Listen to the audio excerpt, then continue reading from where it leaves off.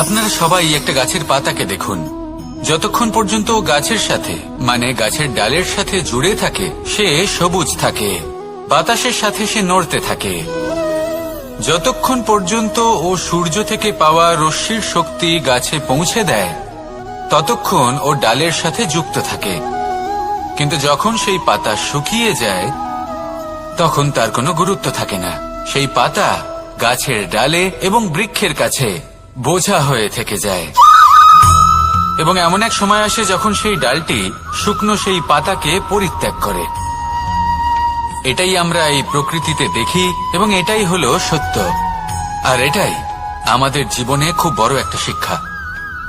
যদি আপনিও নিজের জীবনে নিজের আপনজনদের কাছে বোঝা স্বরূপ হয়ে দাঁড়ান, তাহলে তারা আপনাকে যতই ভালোবাসুক না কেন, ওনারা যদি নাও চান তাহলেও এমন এক দিন আসবে যখন আপনার আপনজন আপনাকে পরিত্যাগ করবে।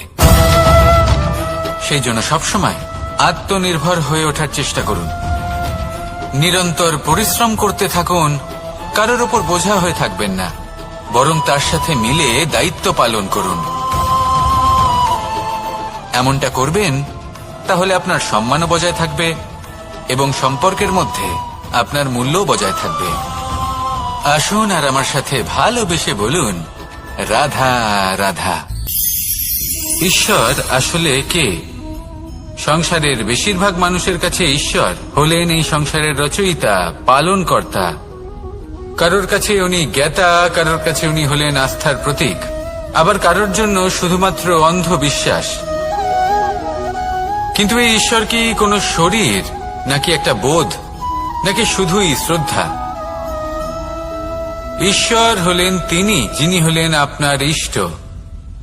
সেই জন্যই তো গুরু, মাতা, পিতা এনাদেরও ঈশ্বরই বলা হয়েছে।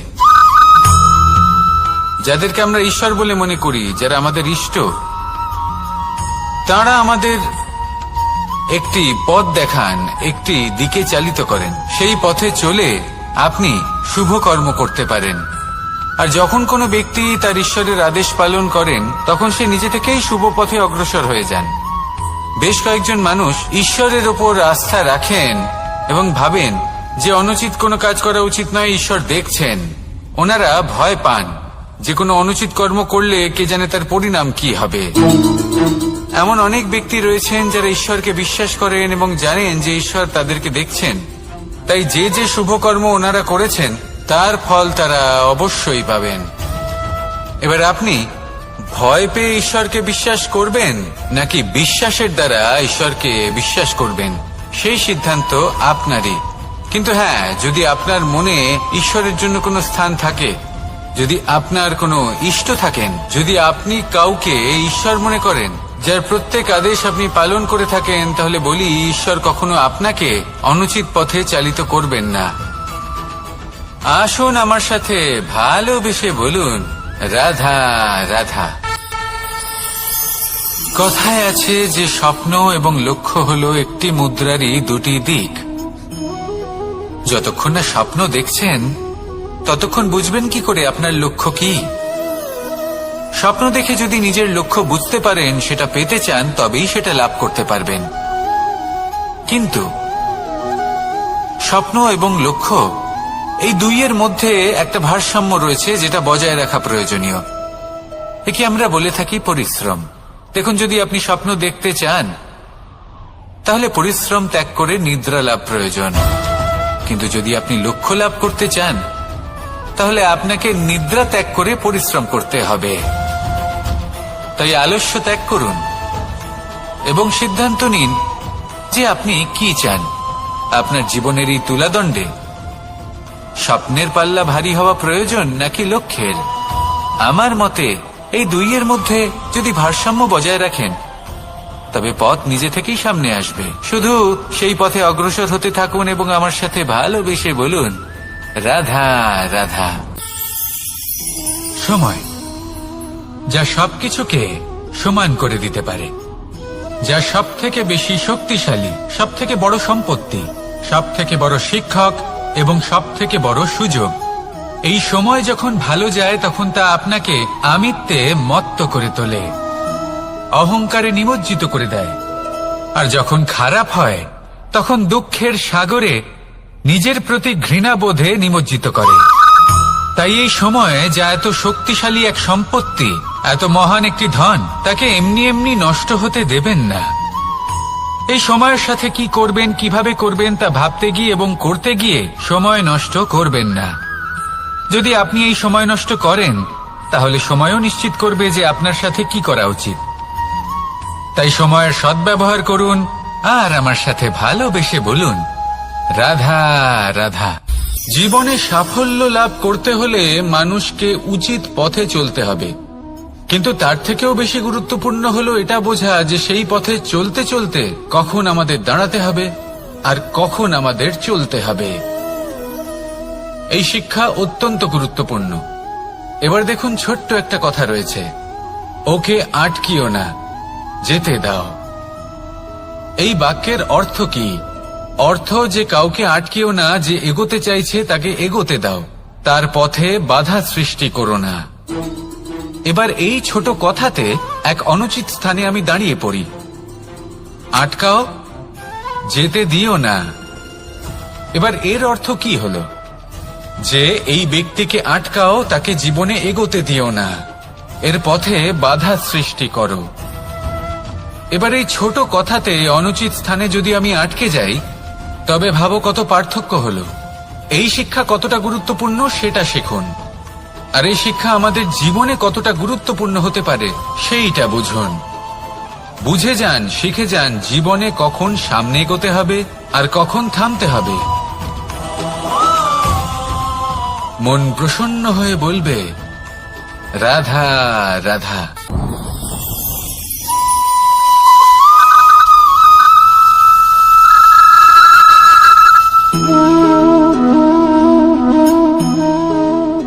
মোহনের বাঁশির এই সুর, এই সঙ্গীত কার না পছন্দ হয়? সবারই খুব ভালো লাগে। এবার এই সুর আসে কোথা থেকে? কেউ বলবেন কৃষ্ণের হৃদয় থেকে। সত্য কথা, এই সুর হৃদয় থেকে নির্গত হয় এবং প্রকট হয় এই বাঁশি থেকে। এই বাঁশিটাকে দেখুন, এই ছিদ্রগুলি দেখুন, প্রত্যেকটা সুর থেকে নিজস্ব একটা স্বর নির্গত হয়। এবার যে ব্যক্তি এই সমস্ত সুর এবং স্বর বুঝতে পারেন, এতে নিপুণ, তিনি এই বাঁশির দ্বারা যে সুর নির্গত করবেন তা তো মধুর অবশ্যই হবে। এবার জীবনের সাথেও কিছুটা এরকমই ঘটে। জীবনের কিছু নীতি থাকে, অর্থ, কুটুম্ব এবং আধ্যাত্মিক। যদি জীবনের প্রত্যেকটা মুহূর্ত সুখময় হয় এরকম আপনি চান, তাহলে এই তিনটি নীতিতে আপনাকে নিপুণ হতে হবে। কোনো একটি বিশেষ নীতির প্রতি যদি আপনি বেশি ঝুঁকে পড়েন, তাহলে বাকি দুই নীতি থেকে যা সুখ লাভ করা সম্ভব তা পারবেন না। ধন অর্জন করতে হবে পরিবারের জন্য, পরিবারের সুখ মনের শান্তির জন্য, মনে শান্তির প্রয়োজন মনের শুদ্ধতার জন্য। যখন এই মন শুদ্ধ হবে, জীবন শুদ্ধ হবে, পবিত্র হবে, সুন্দর হবে এবং ভালোবেসে বলবে, রাধা রাধা। আমি রথে যাত্রা করি, তাতে বারবার পথে থামি আর দেখি যে আমি অনুচিত দিকে যাচ্ছি না তো, আমি উচিত পথেই যাচ্ছি তো। কারণটা কি? কারণ হলো যাতে আমি পথভ্রষ্ট না হয়ে যাই। জীবনযাত্রাতেও এটাই প্রয়োজন। জীবনযাত্রায় ভোগ বিলাসের পথে হারিয়ে যাওয়া খুব সহজ। বারবার থেমে আপনাকে দেখতে হবে, নিজেকে কিছু প্রশ্ন করতে হবে। আমি কি আজ সেই কর্মই করছি যেটা আমি করতে চেয়েছিলাম? আমি কি আজ সেই জীবন যাপন করছি যেমন আমি যাপন করতে চেয়েছিলাম? যদি এই প্রশ্নগুলোর উত্তর হ্যাঁ হয়, তাহলে এগোতে থাকুন, নয়তো থেমে যান এবং বিচরণ করুন। মনে রাখবেন, এই সংসার অত্যন্ত জটিল আর এতে হারিয়ে যাওয়া অত্যন্ত সরল। সেই জন্য নিজে থেকে বারবার থামা এবং জীবন চিন্তন করা অত্যন্ত আবশ্যক। তাহলে সেটাই করুন আর আমার সাথে ভালোবেসে বলুন, রাধা রাধা। এই সংসারে যখনই দুজন মানুষ একত্রিত হয়ে কোনো সমস্যার বিষয়ে আলোচনা করেন, তখন হয় সবার শেষে কোনো না কোনো সমাধান বের করেন বা কোনো না কোনো বিবাদ করেন। এই বিবাদ হলো মনুষ্য জীবনের সবথেকে বড় ঝামেলা, সবথেকে বড় সমস্যা। ভেবে দেখুন এই বিবাদ কেন হয়? তখনই হয় যখন বার্তালাপ ঠিকমতো হয় না। আর বার্তালাপ ঠিকমতো কেন হয় না? কারণ বেশিরভাগ সময় মানুষ একটাই ভুল করে বসে, সামনের মানুষের কথা শোনেন কিন্তু তার উত্তর দেওয়ার জন্য, তার কথার মর্ম বোঝার জন্য নয়। আসুন আর আমার সাথে ভালোবেসে বলুন, রাধা রাধা। কাম তৃতীয় পুরুষার্থ। এবার অধিকাংশ মানুষই কাম বলতে বিলাসিতা, বাসনা, লালসা মনে করে ফেলে। আসলে এমন কিছুই নয়। কামের বাস্তবিক অর্থ কি? কামের বাস্তবিক অর্থ হল কামনা। প্রতিটা ব্যক্তি, প্রতিটা মানুষ, প্রতিটা জীব এই সংসারে কোনো না কোনো বিশেষ কারণে আসে। সেই কারণকে পূর্ণ করার জন্য কর্ম করাকে কাম বলে। এখন সেটা সবার জন্য ভিন্ন হতে পারে। কারোর কাছে সেটা জ্ঞান অর্জন করা হতে পারে, আবার কারোর কাছে নির্মাণ করা হতে পারে। কারোর জন্য পরিবারকে সঞ্চালন করা হতে পারে, আবার কারোর জন্য এই সংসার থেকে পাপ দূর করা হতে পারে। কিন্তু সবথেকে গুরুত্বপূর্ণ হলো যে মানুষ যেন নিজের কর্ম ঠিক করে করে, সম্পূর্ণ যত্ন নিয়ে করে। তৃতীয় পুরুষার্থ মানে এই কাম। এটার অনুচিত অর্থ নিজেকে বোঝানো মানেই সমগ্র জীবনকে অর্থহীন করে দেওয়া। তাই প্রেম দ্বারা আপনার এই সংসারে আসার কারণটাকে অনুসন্ধান করুন, আর এই প্রেমের সাথেই বলুন, রাধা রাধা। প্রেম আড়াই অক্ষর, মাত্র আড়াই অক্ষরের এই শব্দ প্রেম, এর মধ্যে ত্রিলোকের এবং সমগ্র ব্রহ্মাণ্ডের বীজ নিহিত আছে। এমন কি আছে যে এই প্রেম করতে পারে না? যেখানে শক্তি এবং বিদ্যা প্রয়োগ করে আপনি কিছুই করতে পারবেন না, সেটাও প্রেম দ্বারা অর্জন করা সম্ভব। প্রেম চাইলে পাথরেও ফুল ফোটাতে পারে। প্রেম চাইলে ন্যাড়া পাহাড়ের বুক চিরে নদীপথ তৈরি করতে পারে। চাইলে নিরক্ষর ব্যক্তিকে সংসারের শ্রেষ্ঠ জ্ঞানী করে তুলতে পারে। শুধুমাত্র এই প্রেমের জন্য সবার দুষ্টু কানাই ঘনশ্যাম হয়ে উঠেছিল। শুধুমাত্র এই প্রেমের টানেই ত্রিলোকের স্বামী দ্বারকাধীশ নির্ধন সুদামার পদসেবাও করেছিলেন। এই প্রেম হলো সংসারের সবথেকে বড় শক্তি। এই সংসারের আধার হলো প্রেম। এমন কিচ্ছু নেই যা এই প্রেমের পক্ষে সম্ভব নয়। যেখানে বিদ্যা এবং শক্তি সাহায্য করতে পারে না, সেখানে এই প্রেম আপনাকে জয়ী করে দিতে পারে। তাহলে আসুন আর আমার সাথে ভালোবেসে বলুন, রাধা রাধা। আমরা যখনই কোনো যাত্রায় যাব বলে মনে করি, তখনই আমরা প্রস্তুত থাকি আসন্ন বিপদের জন্য বা সংকটের জন্য। যেমন যদি আমাদের মনে হয় যে আজকের পরিবেশ খুব ঠান্ডা হবে, তাহলে আমরা গরম বস্ত্র ধারণ করি বা সেটাকে সাথে নিয়ে যাই। যদি মনে হয় যে বৃষ্টি হতে পারে বা বৃষ্টি হয়ে চলেছে, আমরা দেখছি, তাহলে আমরা একটা ছাতা সাথে নিয়ে নিই।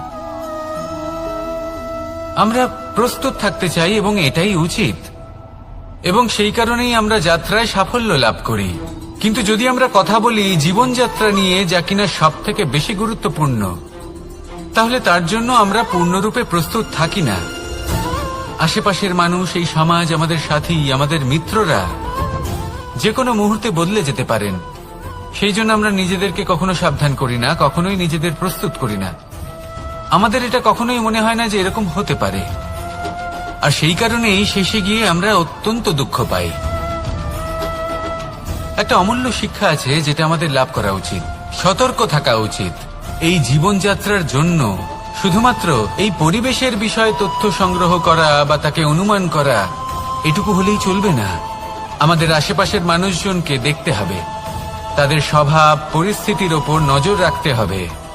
যখন তারা রং পাল্টাচ্ছেন, নজর রাখতে হবে। তা অত্যন্ত আবশ্যক। পরিবর্তন আপনার জীবনে অবশ্যম্ভাবী। সঠিকভাবে তার সম্মুখীন হন।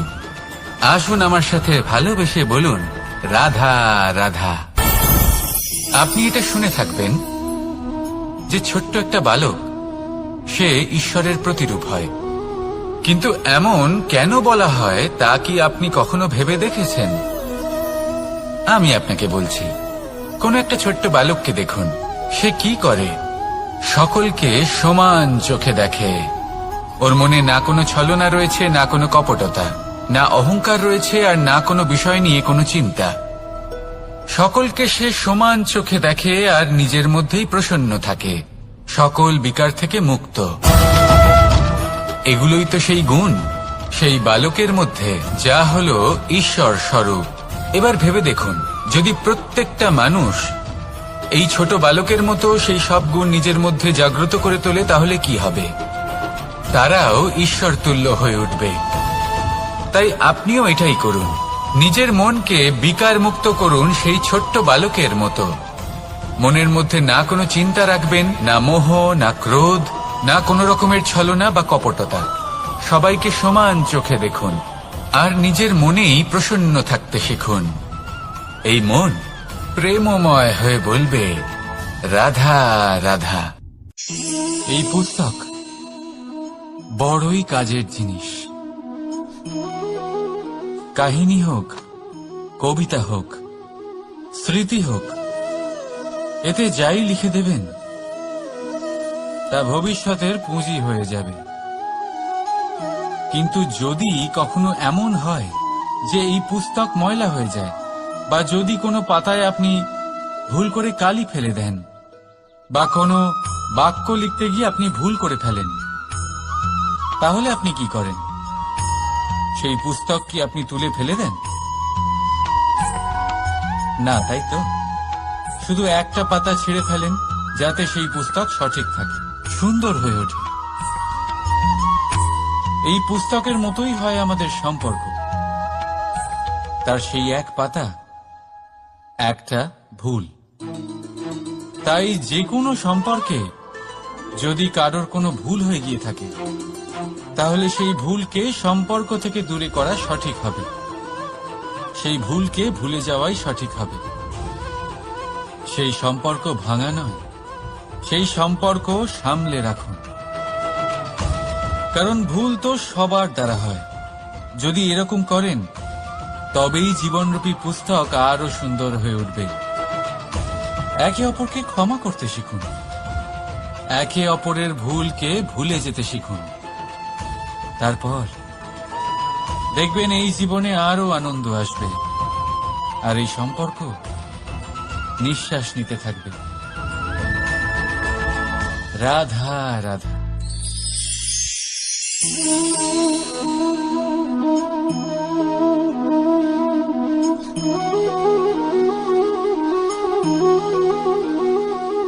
আমার এই ছায়া দেখতে পাচ্ছেন আপনি? প্রকাশের স্রোত যখন মধুর আর দূরে থাকে, তখন এই ছায়া লম্বা হয়ে যায়। কিন্তু যেই প্রকাশের স্রোত মাথার উপরে চলে আসে, এই ছায়ার আকার ক্রমশ ছোট হতে থাকে, আর অন্ধকারে তো এই ছায়া বিলুপ্ত হয়ে যায়। কিছুটা এরকমই হয় আমাদের অহংকার। সুখের আগমন হলে, বৈভবের উপলব্ধিতে এটা বাড়তে থাকে। কিন্তু যেই সংকটের তাপ বেড়ে ওঠে, অহংকার ছোট হতে থাকে। আর যখন সংকটের এই অন্ধকার আমাদের চারিদিক থেকে ঘিরে ধরে, তখন এই অহংকার আমাদের ছায়ার মতোই বিলুপ্ত হয়ে যায়। তাই নয়, এই আত্মসম্মান নয়, এ হলো অহংকার। আর অহংকার আর কিছুই নয়, শুধু পতনের দিকে প্রথম পদক্ষেপ। আর এই জীবনে পতনের দিকে নয়, প্রেমের দিকে এগিয়ে যান।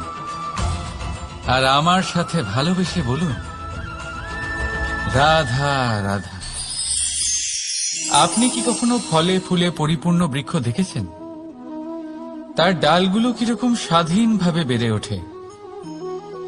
কিন্তু যদি এই ডালগুলো মূলের সাথে ঠিকভাবে যুক্ত না থাকে, সেই বৃক্ষের মূলগুলি গভীর না হয় তাহলে কি হবে?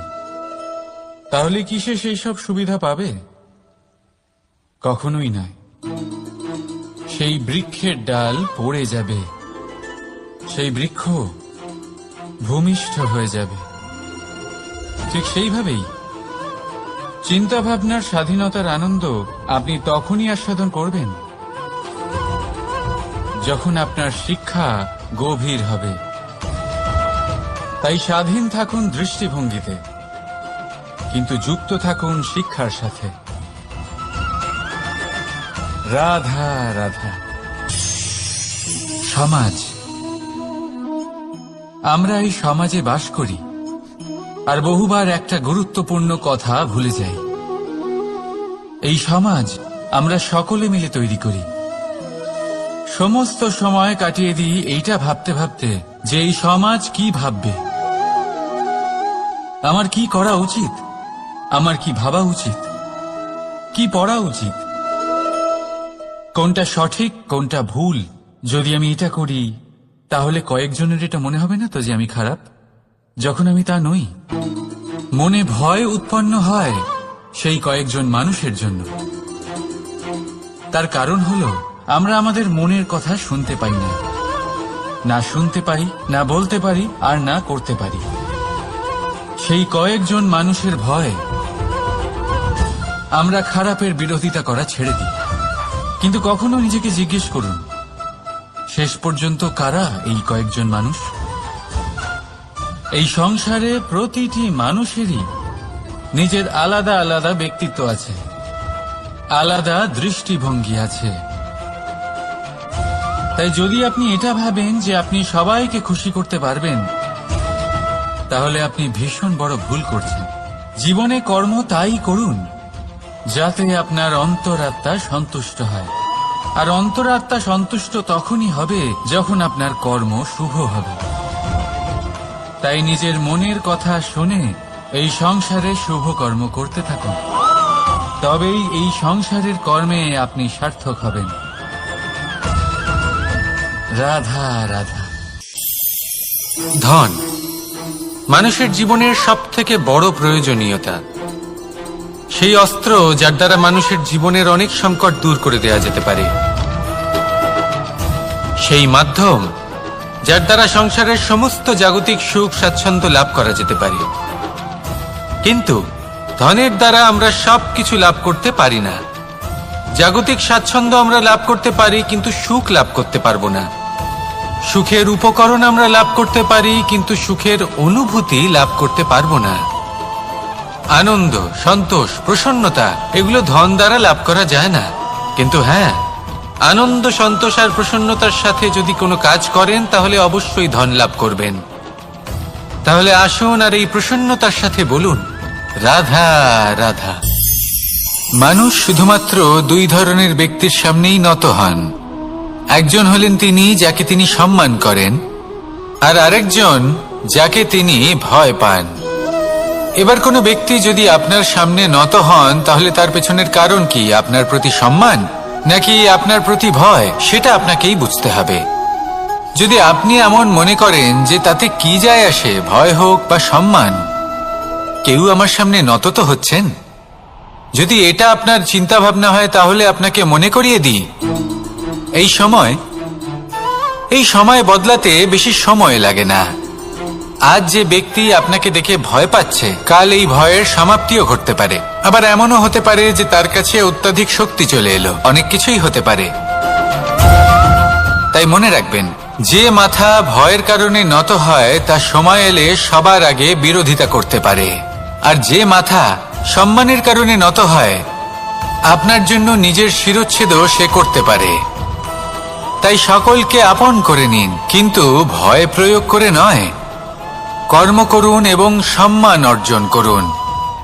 শুধু এটাই করুন আর আমার সাথে ভালোবেসে বলুন রাধা রাধা। আমাদের জীবনে গুরুজনেরা, জ্ঞানী মানুষজন সবসময় একটা কথা বলেন, ধৈর্য ধরো।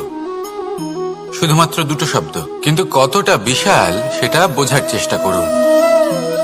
ছোট একটা অস্ত্র হাতে নিন, এবং একটা বিশাল পর্বতে নিরন্তর প্রহার করতে থাকুন, ধৈর্য ধরে সেই কাজ করতে থাকুন।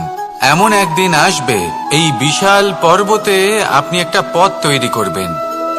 কোনো ধনুর্ধর যখন নিজের বিদ্যা অর্জন করেন তখন তাকেও ধৈর্য ধরতে হয়, তার নিজেকে সময় দিতে হয়, তবেই সে ধনুর্বিদ্যা শিখতে পারে। সেইভাবে আমাদের জীবনেও ধৈর্য ধরার খুব প্রয়োজন। পরিবারে ধৈর্য রাখতে পারলে তাহলে আস্তে আস্তে দেখবেন প্রেম বৃদ্ধি পাচ্ছে। সমাজে যদি ধৈর্য রাখতে পারেন তাহলে আস্তে আস্তে এই সমাজ আপনাকে সম্মান করবে। যদি নিজের জীবনে ধৈর্য রাখতে পারেন তাহলে নিজে থেকেই আত্মবিশ্বাস বাড়বে, নিজের বিকাশ হবে। জীবনে সবই সম্ভব যদি ধৈর্য রাখতে পারেন। হয়তো আস্তে আস্তে হবে, কিন্তু হবে অবশ্যই। শুধু ধৈর্য রাখুন, কারণ ধৈর্যই সবথেকে বড় পুঁজি। আসুন আর আমার সাথে ভালোবেসে বলুন, রাধা রাধা। কোনো এক সময়ের ঘটনা এটা। মা এবং বাবা হাটে গিয়েছিলেন, তখন আমি আর দাদা গিয়েছিলাম গরু চড়াতে। আমরা বাড়ি ফিরে এলাম, আর মা সেই সময় একটা কাজ করতেন। যখনই হাটে যেতেন দরজা তালা বন্ধ করে যেতেন। উনি খুব ভালো করে জানতেন যে যদি ওনার এই মাখন চোর সঠিক সময়ে পৌঁছে যায় তাহলে এক ফোঁটাও মাখন আর অবশিষ্ট থাকবে না। এবার ঘটনা কিছুটা এরকম হলো যে মা আর বাবা মাঝে মাঝে হাটে যেতেন, তাই মাঝে মাঝেই দরজা তালা বন্ধ করতে হতো। যখন মা আর বাবা ফিরে এলেন তখন বাবা ভুলে গিয়েছিলেন যে এই চাবির গোছা থেকে ঠিক কোন চাবিটা দরজার তালা খোলার জন্য উপযোগী। উনি চেষ্টা করতে শুরু করে দিলেন। একটার পর একটা চাবি দিয়ে উনি চেষ্টা করতে থাকলেন, কিন্তু সেই দরজার তালা তো খুলতেই চাইছিল না। ওনার মাথা থেকে ঘাম পড়তে শুরু করলো। তখন মা বললেন যে তালা ভেঙে দেওয়া যাক। মা চলে গেলেন, আর বাবা বললেন না না দাঁড়াও, আর কিছু চাবি বাকি আছে, এটা হয়তো খুলতে পারবো। মা হাতুড়ি নিয়ে চলে এলেন সেই তালা ভাঙার জন্য, আর তখনই বাবা শেষ চাবিটা প্রয়োগ করলেন আর দরজার তালা খুলে গেল। যদি উনি চেষ্টা না করতেন তাহলে এই তালাটাও ভেঙে যেত আর চাবিটাও নষ্ট হয়ে যেত, ঠিক কিনা?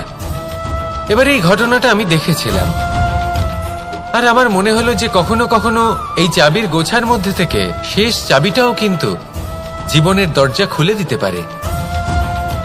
সেজন্য আপনি যদি জীবনে সাফল্য লাভ করতে চেষ্টা করেন, নিজের লক্ষ্যে পৌঁছতে চান, তাহলে হার মানবেন না।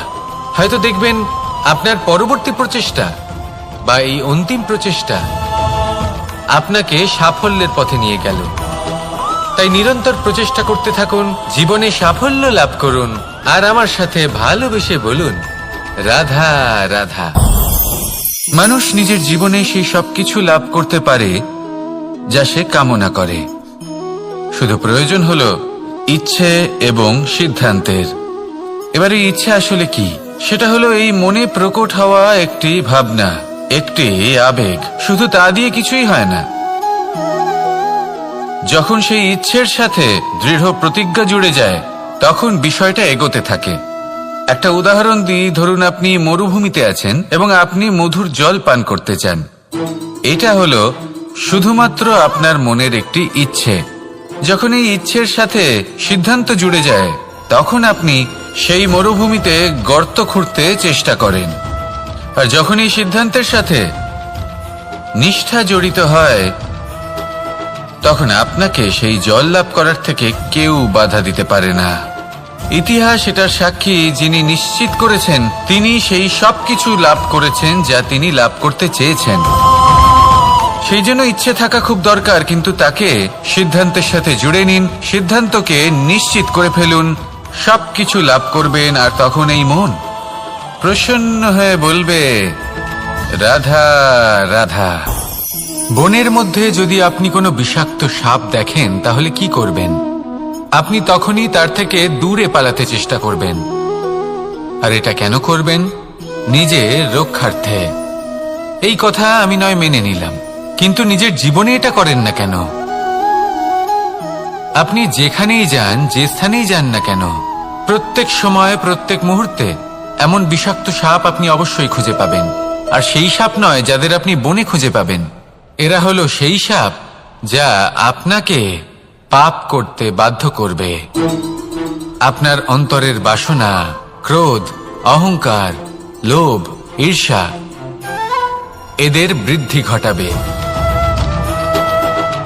দেখুন, বনের এই সাপ আপনাকে একবার ছেড়ে দিতেও পারে, ছোবল নাও মারতে পারে, কিন্তু এই যে পাপরূপী সাপ আছে তা অবশ্যই ছোবল মারবে।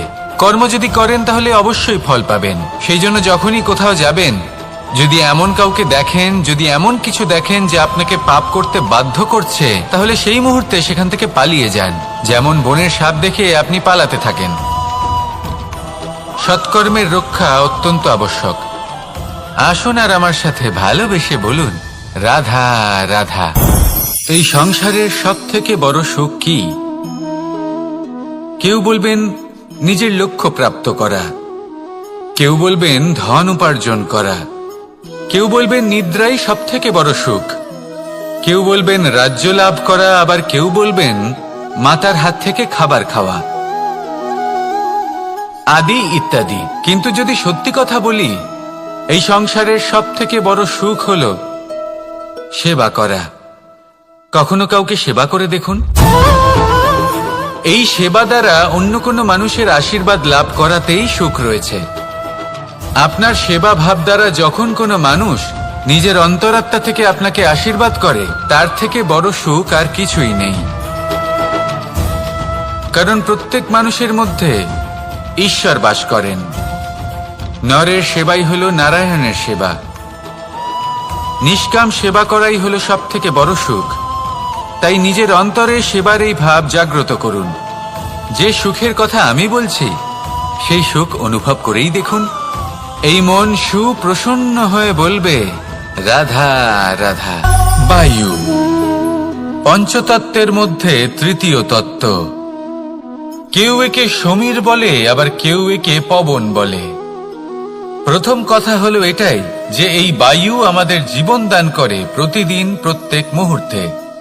এই বায়ুর কারণেই আমরা নিঃশ্বাস নিতে পারি, জীবিত থাকতে পারি। এই বায়ুই হলো সেই যা সকল মেঘেদের একত্রিত করে একটি স্থানে আর বর্ষা ঘটায়। আর এই বর্ষার কারণেই এই ধরিত্রীতে অন্ন উৎপন্ন হয়। এই বায়ুকে দেখুন, কখনো এতটা সৌম্য যে আপনার কোনোই তফাৎ বোধ হয় না, আর কখনো কখনো এমন রূপ ধারণ করে ফেলে যে অনেক বড় বড় পর্বতের আকার পর্যন্ত বদলে ফেলে। এটাই হলো বায়ুর বিশেষত্ব। বায়ু শেখায় যে সময়ের সাথে সাথে বইতে থাকো, সকলকে জীবন দান করো, সকলকে সাহায্য করো, কিন্তু যখন বিপদ সামনে আসবে তখন দৃঢ় হয়ে সম্মুখীন হও। বাধা অনুযায়ী নিজেকে গড়ে নিতে হবে। আর কখন কতটা কঠোর হতে হবে, আর কখন কতটা সৌম্য হতে হবে, এটা বায়ুকে দেখে শিখুন। আর আমার সাথে ভালোবেসে বলুন, রাধা রাধা। এই সংসারের আরম্ভ থেকে এখনো পর্যন্ত এবং ভবিষ্যতেও একটা যুদ্ধ আছে, যা হয়ে চলেছে, চলতেই থাকবে। পাপ এবং পুণ্যের মধ্যে যুদ্ধ, সত্য এবং অসত্যের মধ্যে যুদ্ধ। এই যুদ্ধ চলেই আসছে। আর এই যুদ্ধে যারা লড়েন তাদের আমরা সবসময় জয় জয়কার করি। আর যারা এই জয় জয়কার করেন তাদের প্রত্যেকের একটা বিশেষ গুরুত্ব থাকে। যখনই কোনো যোদ্ধা যুদ্ধক্ষেত্রে ক্লান্ত হয়ে পড়ে, শক্তিহীন হয়ে পড়ে, তখন এরা জয় জয়কার করে, শঙ্খ বাজাতে থাকে। সেই যোদ্ধাকে অনুপ্রেরিত করে, শক্তি এবং সাহসে ভরিয়ে তোলে। আর তখন সেই যোদ্ধা সেই যুদ্ধকে এগিয়ে নিয়ে যেতে পারে। যখন শ্রীরাম লঙ্কা যাত্রা করার জন্য সেতু তৈরি করছিলেন, তখন একটা ছোট্ট মিষ্টি কাঠবিড়ালি নিজের মুখে মাটির টুকরো বয়ে নিয়ে গিয়ে তার সাধ্যমতো তাকে সাহায্য করছিল। শ্রীরাম দেখলেন এবং বললেন যে ও তো সবার মনোবল বৃদ্ধি করছে, সবাইকে প্রেরিত করছে। ও বলল যে আমি এত ছোট হয়েও যদি এই কাজ করতে পারি, তাহলে আপনারা সবাই কেন পারবেন না? এটাই হলো সেই সকলের মাহাত্ম্য, যারা জয় জয়কার করেন, অনুপ্রেরিত করেন, সাহস যোগান।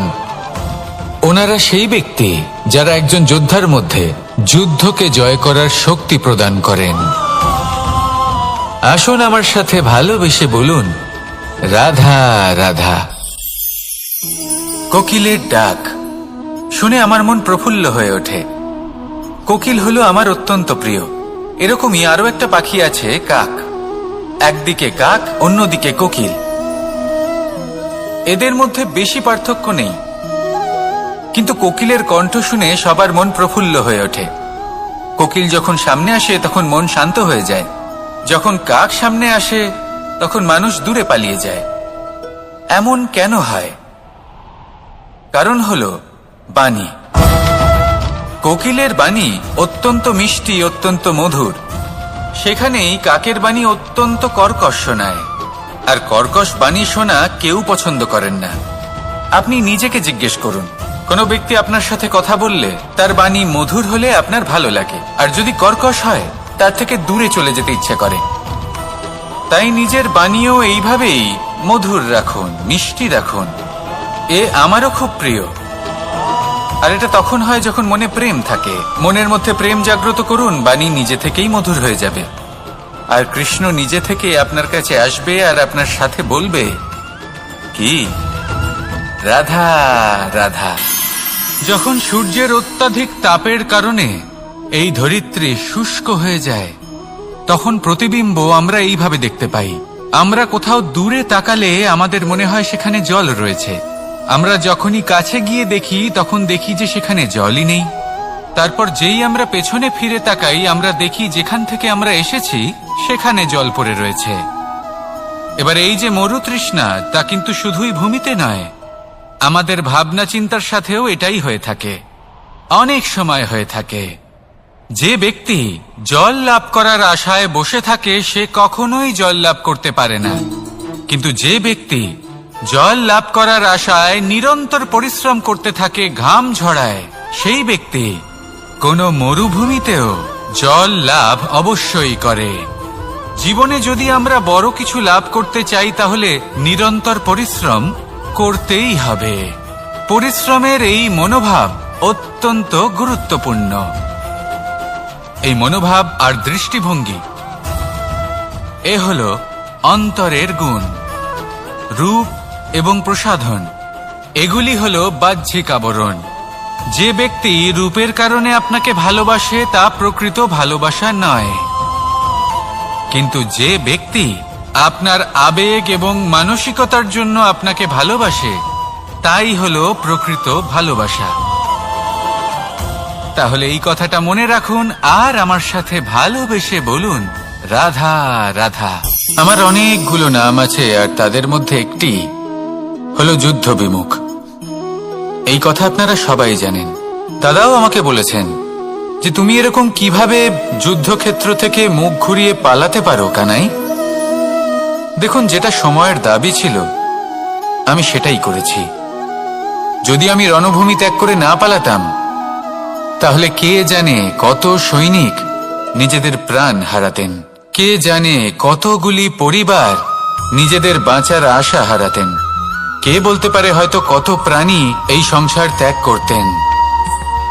আর তাই কখনো কখনো যুদ্ধ বিমুখ হওয়াই শ্রেয়। কখনো জীবনের ক্ষেত্রেও এটা প্রযোজ্য। যদি দূরে চলে গেলে আপনার সম্ভাবনা বৃদ্ধি পায় তাহলে দূরে চলে যান। দূরে চলে যান সেই সকল ব্যক্তিদের থেকে যারা কথায় কথায় আপনাকে অপমান করেন, আপনার নিন্দা করেন, আপনাকে বাধা দেবার চেষ্টা করেন, আপনাকে ছোট করেন। কারণ তাদের সাথে থেকে, সেই সকল ব্যক্তিদের সাথে থাকলে যারা আপনার মূল্য বোঝেন না, আপনি নিজের আত্মসম্মান, নিজের আত্মবিশ্বাস, নিজের ব্যক্তিত্বকে নত করে ফেলবেন।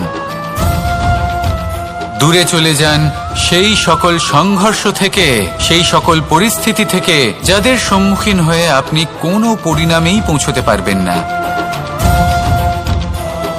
যদি আপনি এইভাবে যুদ্ধ বিমুখ হয়ে উঠতে পারেন, যদি এই প্রবৃত্তি আপনি নিজের মধ্যে জাগ্রত করতে পারেন, তাহলে আপনার সামনে সেই যুদ্ধ চলে আসবে যাতে বিজয় লাভ করে আপনি নিজের অস্তিত্ব খুঁজে পাবেন। আর সেটাই হলো সবথেকে বড় জয়লাভ। আসুন আমার সাথে ভালোবেসে বলুন, রাধা রাধা।